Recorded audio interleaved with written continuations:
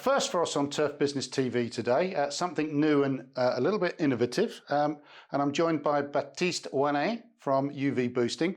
Baptiste, thank you very much for joining us and taking time out of a very busy day, I'm sure, over there in France. Thank you, Martin. Hello. Hello. Tell us a little bit about where this product has actually come from, because it's not started off in turf, has it? Oh, indeed. The product is based on an innovation invented by two researchers of the University of Avignon in the southeast of France, Laurent Urban and Jawad Arouf.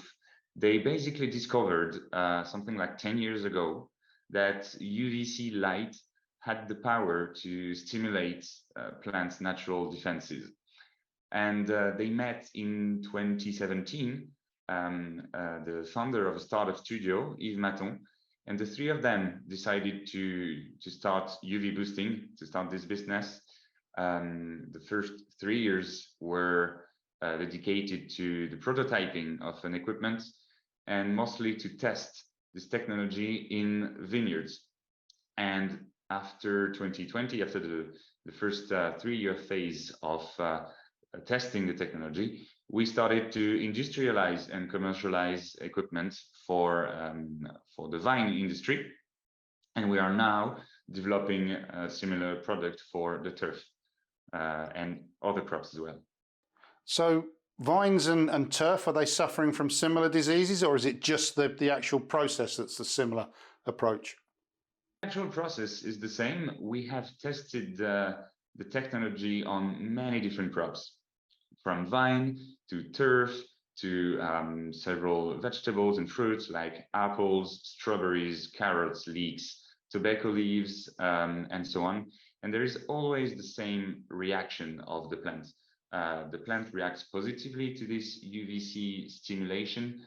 And so we're quite confident that we can target most of the existing crops and existing plants.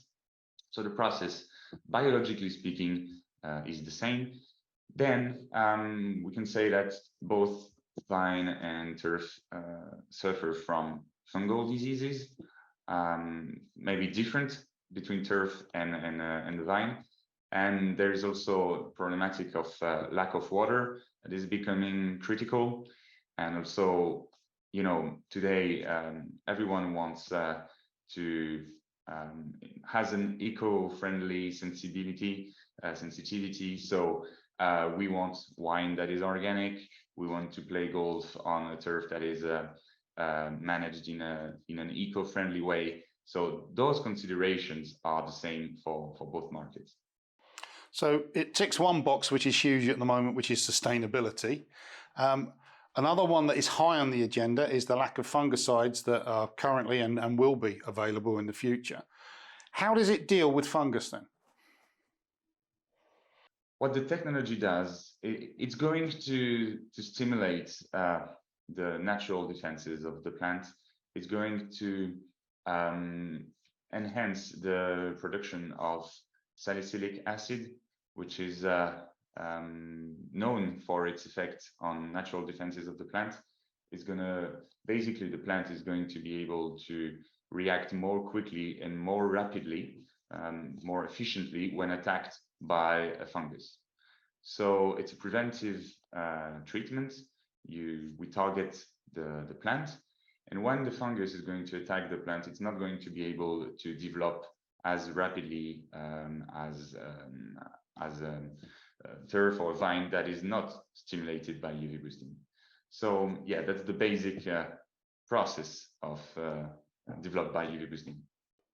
Okay, so we understand the protocols behind it and how it's come about. How do you actually apply it? Because it's not a kind of a big lamp that stays in situ on a situation, is it? It's a more portable solution. Completely, it's completely portable. What the researchers discovered 10 years ago is that to stimulate the plant's natural defenses, it's better to send high level of UVC light during a very short period of time, what they call the flash effect. So for about 1 second, and those 1 second have a better stimulation effect than if you light the turf of the vine for like 1 minute. So this is why it's possible to make it portable. And we have developed UV panels, basically, that you attach to your compact tractor, for example. There's a PTO to supply electricity to our UV panel. And then you can go at about 2, 3, 4 kilometers per hour, depending on the crop and on the UV panel. Okay, so the application here is stadia, training grounds, golf courses. Anything else I'm missing there? No, you got it all. I think for the turf business, that's it. Obviously, we're targeting mostly golf courses now, and also stadiums. So it's quite a big market already to tackle, mostly in Europe, but we are also in discussion with some people in the US or in Asia. Now, you're not just making these claims, you do have some data to back this up, and I know you're still collating data, but what's the data that you've got so far that actually gives evidence of the success? Yeah, so first we have accumulated a lot of data on vine, because this is the plant we know the best. We have also some trials on a golf course next to Avignon in 2019, when we were still testing the technology. And as I mentioned earlier, we have a lot of data on many crops, which shows that the efficacy of the process is universal.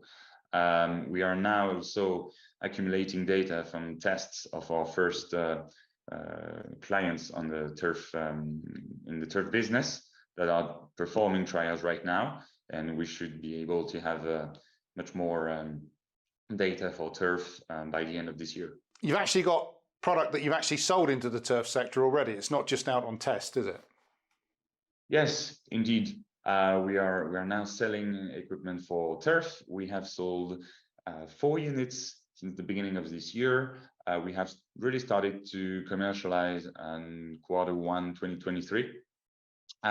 We have sold units to golf courses or for a contractor that manages turf of football clubs. And I think we'll be able to get much more agronomic data from their trials by the end of this year. The idea is also to accumulate experience, to accumulate feedbacks from them, to commercialize a newer version of the equipment in 2024. Okay, so development continues, and I guess it will continue going forward, yeah? Development continues indeed.